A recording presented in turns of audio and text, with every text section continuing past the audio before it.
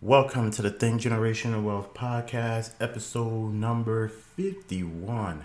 And I am your host, Amir Estimo. First of all, I'd like to say thank you as I have now recorded 50 episodes on this podcast. The podcast is growing little by little. I do appreciate each and every one of you that take the time to listen to this podcast, that's here through the small time, and hopefully eventually this podcast will become something of probably something of value to you, but also something where we can get the word out as far as generational wealth. After that, I like to say thank you for everyone. If you take the time to rate and review the podcast, I do appreciate it. Subscribe to the podcast, as my goal is to drop an episode every single week. Now, I know the last 2 weeks I've been on a hiatus is because I've been out spending time with family, vacationing. So sometimes you just need that mental break. You need that break from the world. You need the break for everything around you to at least get your mental health right. Because as we see with this pandemic, how mental health is so important, especially at this time and age, it's very imperative for you to just take some time for yourself, for your family, to just focus on growth. So that's the reason you haven't heard anything from me the last couple of weeks. But now your boy is back. We have a great episode today, episode number 51.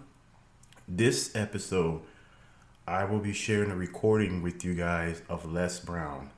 Now, I've been on a personal development tour, I could say, or just a personal development, just getting myself focused on myself, learning to better myself, learning new skill sets that I could use to continue this message platform that I want to build, as far as getting the message out as far as generational wealth. But I think it's very important, if you're going to build any type of wealth, is to have personal development, is to really get yourself in a position to where not only you learning, but you're growing. Because if you're not learning or growing, then you're dying, right? Now, Les Brown is someone I've been listening to for a while. I like to share a episode of an audible of the personal development that he's one of the fathers, I think, not even say fathers, but probably one of the greatest speakers out now in the world. And Les Brown his message has really resonated with me. So I thought it was important to share this episode with you guys today.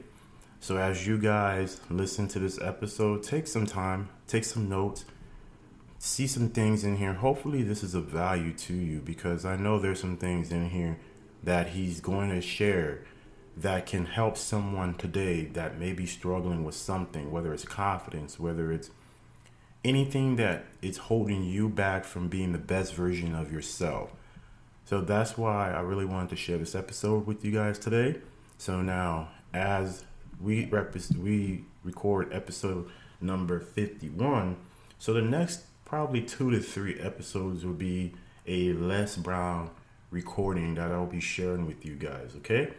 Now, again, if you guys can take the time, help a brother out, rate and review the podcast, share the podcast, wherever you get your podcast. So if you're an Apple, there's a purple app on there. Go on there, and you can leave a rating, and you can review the podcast. I love any type of feedback, whether it's good, bad. It's only going to help me get better. So just be real with me, and I appreciate it. So again, these next couple of series is going to be Les Brown recordings. And now I can get you guys ready to listen to this episode.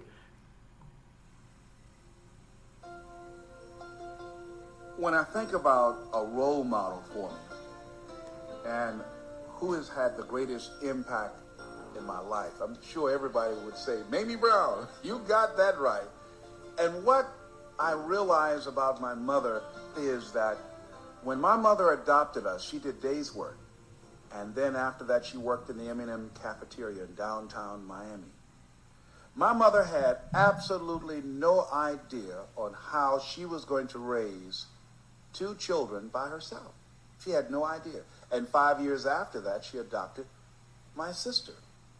Now, that said something to me, because many times I think the reason that most people don't do the things they want to do, don't achieve the goals that they can achieve, is they look at where they are, look at where they want to go, and they ask themselves the question, how am I going to do it? And they don't get any answers back. Well, I think that we all familiar with the statement, you must walk by faith and not by sight. That I believe that life does not give you any answers until you first make the plunge. That you've got to go out there. You've got to be willing to take a chance. You've got to be willing to risk. And most people go through life playing it safe. Viscott said, if you're not willing to risk, you cannot grow. And if you cannot grow, you cannot become your best. And if you cannot become your best, you cannot be happy. And if you can't be happy, then what else is there? So my mother was willing to take a chance. If you'd ask her, give me a plan of action, Mamie Brown, on how you're going to raise these boys. You've never had any children before. How are you going to do that? Now that said something to me. My mother never did that before. She had never had any children herself. And here she is saying, I'll take them. Boy, what confidence. There had to be something there. What was it? My mother knew within herself she could do it. I'm saying that whatever goal you have, you got to know within yourself you can do it. So my mother had to know, there was a knowing that she operated with, that she could do it. She couldn't prove it, but she knew it. See, you can't prove everything, but there are certain things that you just know. Next thing is she made the commitment. And that's what I feel that I have done, and people who have ever done anything in life, they made the commitment that I'm going to do it. They became no matter what people. And that's what my mother did. She was determined to provide for us no matter what. Was it hard? Yes. It was very difficult.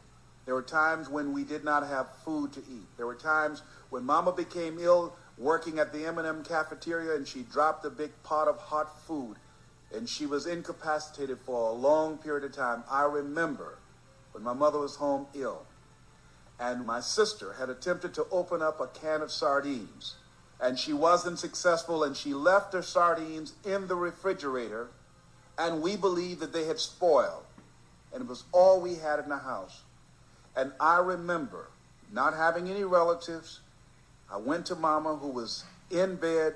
She was ill, and we said, Mama, there's some sardines in the refrigerator. Can we eat them?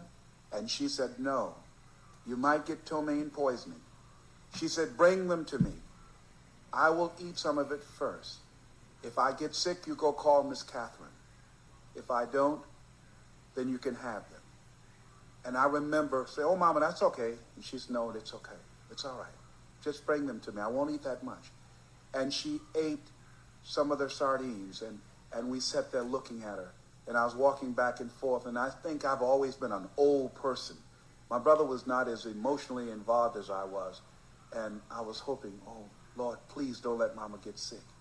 And I kept on asking, Mama, are you all right? Are you all right? She was perspiring, and she was moaning and groaning from the pain of the sickness that she already had. And she said, I'm all right, son, I'm all right. I'm all right. And she said after a while, I'm not feeling any pain in my stomach. It's okay. You can eat the sardines. And shortly thereafter, a minister around the corner from a church brought some food over. It was around Christmas time. Reverend Ed Graham. Never forget that tall man coming to the door, knocking on the door, said, I heard there's a family here that needs some food. And I answered the door. I said, yes, sir. And he brought us a food basket. And I said, looking at him, I'd like to be like him. And I think that was when I saw my destiny, because I used to go to church and sit in the back and watch him, and he was a master orator. I think at different times we are confronted with our destiny, and I said, I'd like to be like Reverend Graham. And then again, when I saw Mr. Leroy Washington, the speech and drama teacher at Booker T. Washington High School. And then again, when I saw Zig Ziglar and Dr. Norman Vincent Peale and other great speakers, I said within myself, I'd like to be like them. after I said I like to be like him, there's another part of me, that lower consciousness that said, but you can't. Who are you? You're nobody. You have no college education. You're educable, mentally retarded. You make F's all the time. You fail twice in school. You're slower than most people. You can't do that, Les Brown. Who are you fooling? Come on. Be realistic. See, if you want to reach your goals, if you want to do more in life, I don't think that you can be realistic in a sense. I think that you have to be unreasonable if you want to produce unreasonable results in your life. Because logical, reasonable thinking will tell you, given my circumstances, given my environment, given what life has dealt me, I shouldn't be doing what I'm doing right now. See, logical thinking caused man for years to walk and ride the backs of animals because logical, realistic thinking said, you can't do anything else. You can't fly. If God wanted man to fly, he would have given you wings like he gave the birds wings. You can't fly, fool. See, when you decide that you want to soar, you're going to have inner conversation telling you, building a logical case on why you can't do it within yourself, and you're going to have people outside of yourself chiming in, telling you you can't do it. Not only did I learn from my mother that you must know within yourself that you can do what it is you want to do, even though you don't have any evidence to prove it, and you must make the commitment to do it. But the other thing that I learned from my mother was that you've got to be positive about life. You've got to feel and affirm constantly that things can happen for you positively. My mother used to say when times were very hard for us, it's not going to be this way always. Things are going to get better real soon. When, Mama? I don't know when, but real soon. And she used to say to my brother and I, you're going to be something. You're going to be somebody.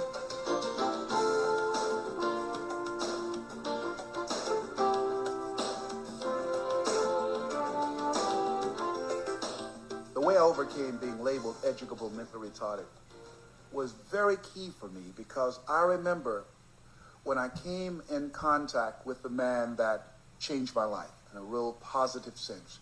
I was waiting for a friend of mine by the name of MacArthur Stevens, who was a student of Mr. Washington, who was a speech and drama teacher at this high school. MacArthur did not come in for rehearsal, and I had been coming there time and time again, listening to all of the lines of the various plays and waiting on this gentleman to come. And this day he didn't show up. Then Mr. Washington asked me to do something. And I told him, I can't do that, sir. And he said, why not? And I told him that I was in this particular instructor's class, which was a special education class. All the students knew it, but I didn't want to embarrass myself. And he said, it doesn't matter. Go to the board and follow my directions. And I said, I can't do that, sir. And he said, why not? And I said, because I'm educable, mentally retarded. And he came from around his desk and he looked at me and he stared at me and he said, don't ever say that again. Someone's opinion of you does not have to become your reality. And while I was humiliated on one hand, I felt liberated on the other. And I realized that most people live within the context of the ideas and the opinions that people have of us. And I think that a lot of people have dropped out of life because someone told them something they couldn't do or they weren't good enough, and they believed them. And part of what has happened for me is that once I realized that someone's opinion of me did not matter, that what people think about me really is not important. What is important is what I think about myself. I realize in my talking to people that you've got to check out what kind of thoughts and opinions and feelings do you have about you, because the limitations that you have and the negative things that you have that you've internalized have been given to you by the world, and that the things that will empower you and that strong sense of appreciation are things that you're going to have to give yourself, that nobody's going to give that to you. And you've got to give yourself that love. You've got to turn that energy that you have into self-love as opposed to self-destruction. That you've got to say to you, there is something special in me, that there is some basic goodness in me, And I have a right to manifest it. I have an obligation and a responsibility to manifest it everywhere I can, in my family life, in the workplace, on the planet, finding some cause that I can contribute to, because I can make a difference on this earth. I think that you can exist in a negative environment and you have a choice to not allow that to exist in you. It amazes many people that I'm not a recovering drug addict or alcoholic, and I lived around it. I've seen people shoot up drugs. I remember a very close friend of mine who was like a beatnik dude who loved to smoke marijuana. It never fazed me. In fact, I cannot remember even being offered drugs by anyone that knows me. People who ever offered me any drugs or alcohol are people who did not know me. And I think that we can't always control the hand that we're dealt in certain situations, but we can always control who we are. And that what most people do, they punk out on themselves. Most people give up on who they are in deference to a strong personality in the crowd. Because most people go through life wanting to be loved, wanting people to like them, wanting to be popular, wanting to be accepted. And I believe that the lower your self-appreciation is, the less you feel about yourself, the greater the need for you to want to be accepted and be loved by others. And that's why it's so important that we start early on empowering ourselves and having people around us that can empower us and make us feel our own sense of specialness and uniqueness. I had a strong sense of purpose in my life. I knew that I was going to be somebody, that I was going to do something special with my life, and that drugs, alcohol, the poverty, the hopelessness that I saw, that I observed, was not it for me, that this was not my destiny, that there were bigger and better things for me. How was I going to get there? I don't know. It was constantly my fantasy. That's why it's so very important for us to hold this vision of who we want to be and where we want to go. I used to dream about it, holding that vision in the future. I used to listen to the radio quite often, and there were two guys on radio that I admired when I was a little boy. Paul Harvey and another guy by the name of Sam Geisen. And listening to these guys on radio and the local disc jockeys who played the music during that time, Milton Butterball Smith, Nighthawk, Fred Hanna, the Nick with the Solid Kick, Wild Man Steve, these very animated personalities on radio in Miami, Florida, they fascinated and captured the imagination of children that listened to radio at that particular time, and I wanted to become a disc jockey. So Mr. Washington, who was my drama teacher, used to say that once you open your mouth, you tell the world who you are. And he talked about the power of the spoken word and the importance of developing yourself and developing your vocabulary. Well, being labeled educable, mentally retarded, and the kids used to tease us and call us dodos, I wanted to begin to expand my vocabulary so that I would throw them off. And I began to read the dictionary every day and memorize words. And I developed little rhymes when girls would say, "Hey, what's your name?" I say, "Hey, they call me Mr. Vocabulary." Linguistically or rationally, I'm emphatic that I possess an ad infinitum etymology, which is simply incomparable. However, I believe in the simplicity of life. I want to be like Columbus and discover you. You know how kids do things. So I started working to develop myself as a speaker and wanting to be like Mr. Washington, who was an eloquent speaker. And when I decided to become a disc jockey, I was working on Miami Beach at the time. I was working for the Miami Sanitation Department, but I was still contacting Mr. Washington, and he was working and helping me to develop my voice. And I used to participate in various plays that he was producing. And I decided that this was something I wanted to do. I always enjoyed talking to people. And finally, I decided that I was going to apply for a job at this radio station. And so I went over and I saw a guy coming out, and they called him Butterball, Milton Butterball Smith. And I said, "How you doing, Mr. Butterball?" He said, "Fine." I said, "My name is Les Brown. I like to apply for a job as a disc jockey." He looked at me in my overalls and my straw hat, because I used to cut grass on Miami Beach and work for the sanitation department. And he said, "You have any experience?" I said, "No, sir, I don't." "You have any journalism background?" I said, "No, sir, I don't." He said, "We don't have any job for you." Well, I went back and told Mr. Washington. He said, it's okay. He said, don't take it personal. He said, some people are so negative they have to say no 7 times before they say yes. He said, go back to him again. So I went back again. I said, hello, Mr. Butterball, how are you doing? He said, fine. He said, what do you want now? I said, I'd like to know whether or not you have any jobs available. He said, didn't I just tell you yesterday we didn't have any jobs? I said, yes, sir, but I thought maybe that somebody got sick or somebody got laid off. He said, nobody got sick or laid off. He said, we don't have any jobs. So I left and I came back again like I'd seen him for the first time. And I said, hello, Mr. Butterball, how you doing? He said, what do you want now, young man? I'm busy. I said, you have any jobs available? He said, didn't I just tell you yesterday and the day before we didn't have any jobs? I said, I didn't know, sir. I thought maybe somebody died or got laid off or fired. No one died or got laid off. Leave me alone. I don't have time to mess with you. And so I said, yes, sir. And I left, and then I came back the next day like I'd seen him for the first time. I said, hello, Mr. Butterball. How are you? My name is Les Brown. He said, I know what your name is. He said, go get me some coffee. Make yourself useful. And I did that. I went to get their coffee. Mr. Washington said, if you want more out of life, he said, you've got to be willing to pay your dues. So I went to the store to get his coffee. I became the errand boy for the station. They would have me go get their dinner for them. And after a while, they began to trust me. And I would bring the food in the control room, and I would not leave until they would ask me to leave. And then I would go pick up entertainers that came to town at the Miami International Airport and drive the disc jockeys' big, long Cadillacs. I'd pick up Diana Ross and the Supremes, the Four Tops, Sam Cooke, the Temptations. I'd drive them all over Miami Beach in the disc jockeys' big, long cars. But I didn't have any driver's license, but I was driving like I had. Then one day, while I was at the radio station, one of the guys by the name of Rock was drinking while he was on the air. And there I was at the radio station. See, I believe that if you want more out of life, you've got to be hungry. And so there I was at the station, walking back and forth and looking at him through the control room window. I was saying, drink, Rock, drink. I'd go in to get him some more if he'd asked me to. I said, drink, Rock. I was ready, I was young, and I was hungry. Pretty soon the phone rang, and it was the general manager. I answered the phone. I said, hello? He said, Les, this is Mr. Klein. I said, I know. He said, Rock can't finish his program. I said, I know. He said, would you send one of the other disc jockeys to come in? Would you call him up? I said, yes, sir. I hung the phone up. I said, now he must think I'm crazy. I called my mom and my girlfriend, Cassandra.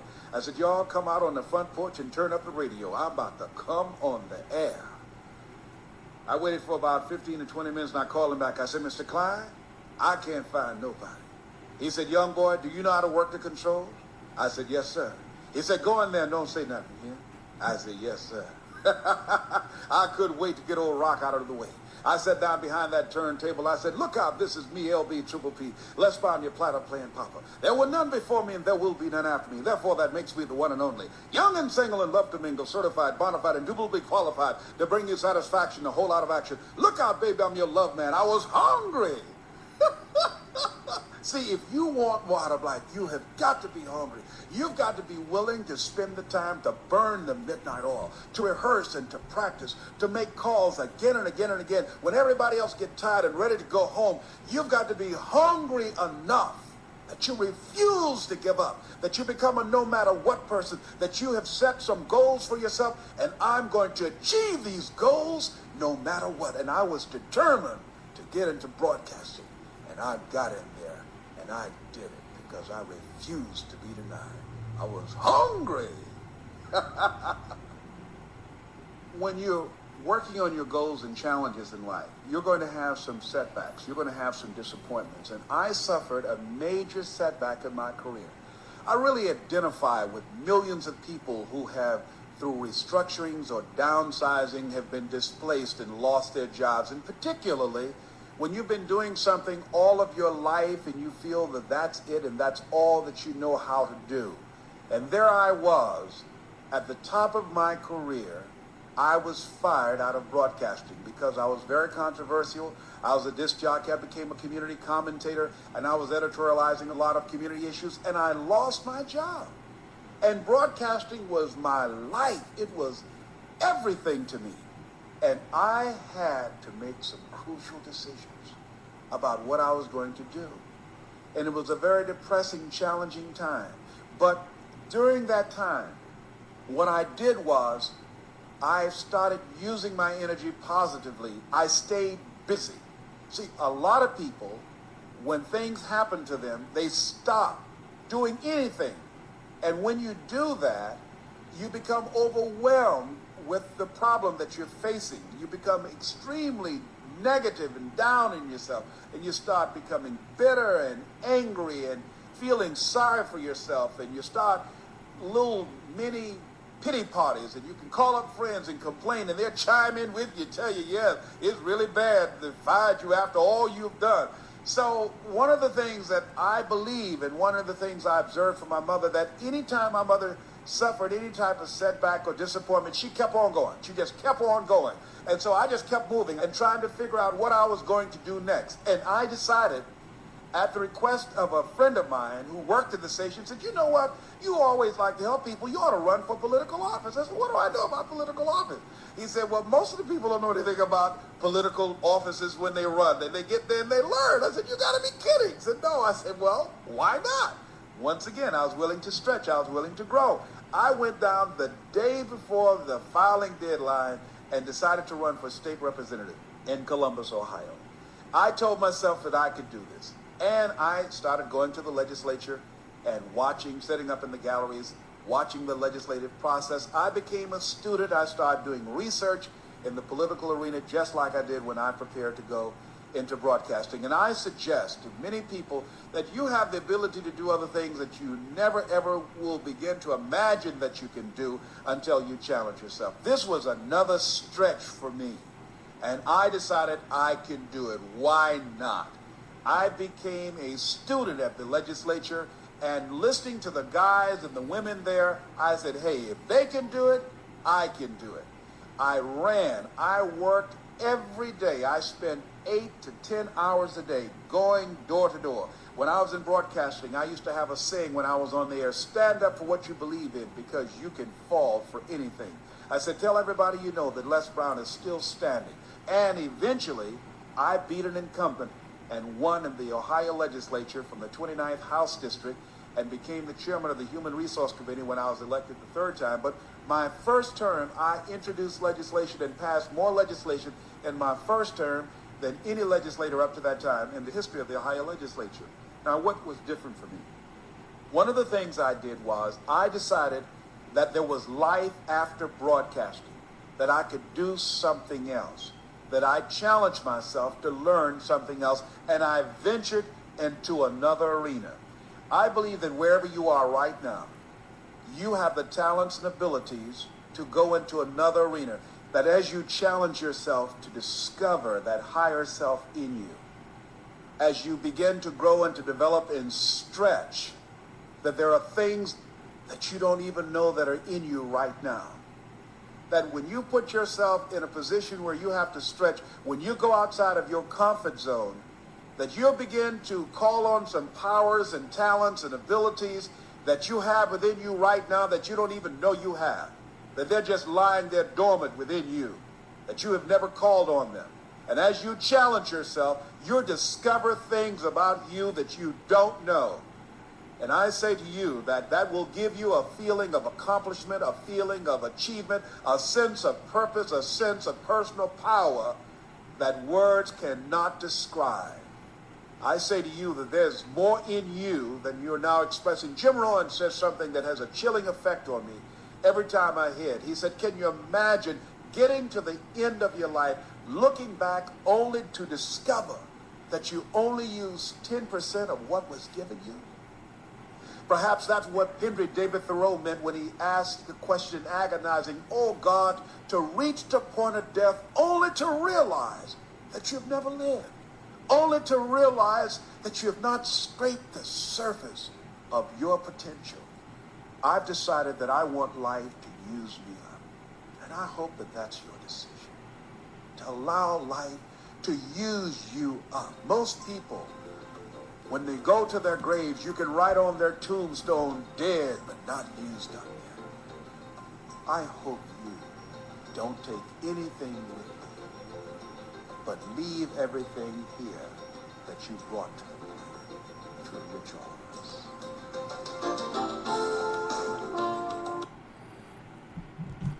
All right. That was Les Brown. You got to be hungry. I think that's a very good saying right there He has another one that says, shoot for the moon, even if you miss, you'll be amongst the stars. And you think about it, what resonated with me was when he talked about the DJ, how he wanted to be a disc jockey, and he was just doing the little things. He went to apply for a job. They said no. The guy said no. Then he came back again the next day. His persistence eventually paid off. Came back the next day, still said no. Then he started doing coffee runs, and then he was picking up entertainers in Cadillac, even though he didn't have a license, but he acted like he did. Until eventually someone's, I can say basically failure, helped propel his career. And a lot of times, some of us are so stuck. And listen, it's not that it's not that I have the answers myself too, but I think when it comes to things we want to achieve in life, we tend to put that on the back burner, or we don't go for our dream. And if you listen towards the end of the episode of the Audible, where he talked about, he's saying how some people, they're not empty, they die, and they go basically bring everything with them. And when you really think about it, this time that you have on this planet is very, very minimal. And you think about it, if you should leave this planet empty.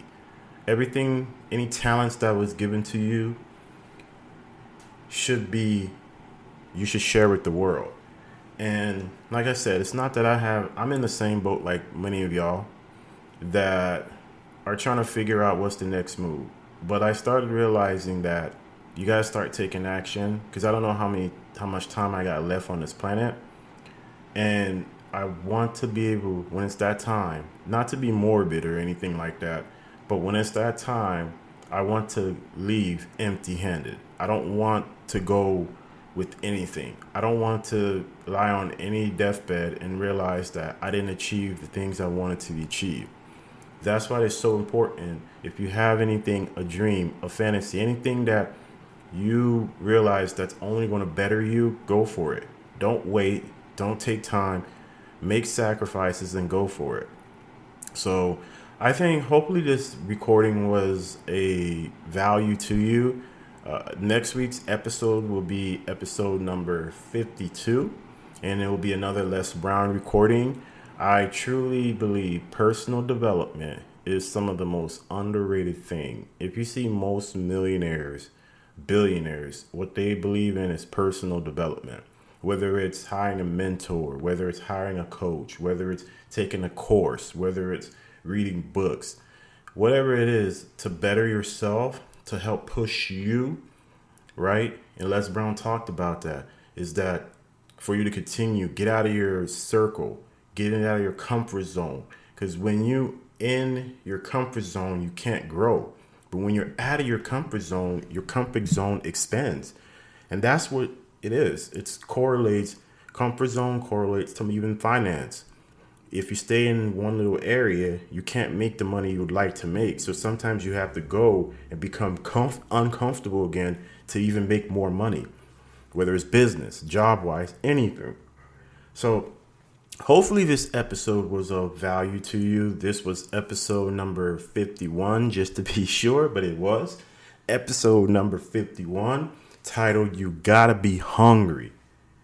Folks, hopefully this is good for you. I do appreciate you taking the time to listen to this episode towards the end. If you want to reach me at the Amir Estimo on Instagram. Reach me at Think Gen Wealth. Your boy is still learning how to grow the Instagram page. So if any of you who listen to this episode who is good with marketing, I would really appreciate anybody that could help with the growing my Facebook pages. That would really be appreciated. Hit me up at amir.estimo at Estimo Holdings. That is with a S plural.com. So reach out to me there and we can connect and we can set something up. Okay. But until then, I appreciate you guys. Much love. See you next week.